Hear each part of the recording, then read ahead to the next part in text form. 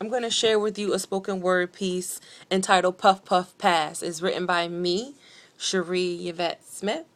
But it was inspired by one of my little cousins. We were sitting in my bedroom talking, and she was laying on the bed on Facebook. She lives on Facebook. And we were trying to get people or kids to come to my poetry open mic that I host every month in Pemberton called Spoken Words for You, with the purpose to ignite neurons to spark change. So follow me on Twitter, Spoken Words, the number 4, and then you, and also go on Facebook and like the page, Spoken Words FOR for you, and come to an event. But anyway, um, she was on the computer, and I saw a picture of a certain someone come up on the screen, and I said, oh, invite him, tell him to come. And she was like, no. And I was like, okay, well, why? And she said, because he'll probably be busy smoking weed. And I was like, no, really, not him. And she's like, yeah, him and everybody else. She was like, everybody does it. And she was like very nonchalant about it, like it wasn't even a drug, which it doesn't even surprise me that we have 14-year-olds, in their habit, things to do is to just smoke weed daily. It doesn't surprise me because we have adults, it's the norm. And we know children do what they see as if it's not a drug. And weed, marijuana, it's a drug. It's drug abuse. So here's a poem entitled Puff Puff Pass, written by me, Sherrie, after talking to a teen concerned with teen drug abuse. Where do your brain cells go as you puff puff pass? Do they float into the abyss? Do you miss each one as you roll it, light it, smoke it, toke it, then you pass? Puff puff pass. Where do your brain cells go as you light it, inhale it, then smoke it, toke it, then you pass? Where do your brain cells go?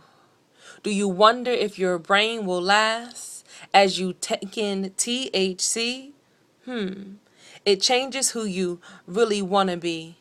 Mind races and faintly understands what is THC. Tetrahydrocannabinol. Have you think you're playing Tetris while you're hydroplaning in the back seat with your friends who are cannibals? Yeah, funny. Ha ha, real funny. Real funny as you giggle and snicker at your surroundings while the rest of the world tattoos black druggery across your back. Yeah, funny. Ha ha, real funny. Until you realize that your heart is racing and you no longer have control of your thoughts, or your short-term memory is depleted, and then your hand-eye coordination leaves you on a bench or on a dashboard or belly up in a ditch. Where do your brain cells go? Do you wonder if your brain will last as you puff puff pass? Condemning your brain as you puff puff pass. Condemning your brain with THC. It changes who you really want to be. Wonder why you can't get yourself out of that rut, stuck, but you puff puff pass. THC, yes, naturally found in the plant, but can leave you on a psychoanalytical rant. Where do your brain cells go? Where do your brain cells go? Where do your brain cells go? Past. Gone. Weed is a drug. It's drug abuse. And I told my 5th grade babies, when we were talking about respect, that people who use drugs, they really can't have much respect for their bodies.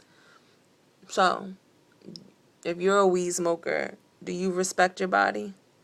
Do you respect yourself enough to stop and think about where your brain cells go? And a lot of people, like I say in the poem, they use the fact that, well, THC is naturally found in a plant, it's a plant. But that plant, like I say, can leave you on a psychoanalytical rant. And most people, when they're high, like, they really get psycho in their brains. How do I know all this? How do I know that your short-term memory gets depleted? How do I know, it can leave you on a psychoanalytical rant?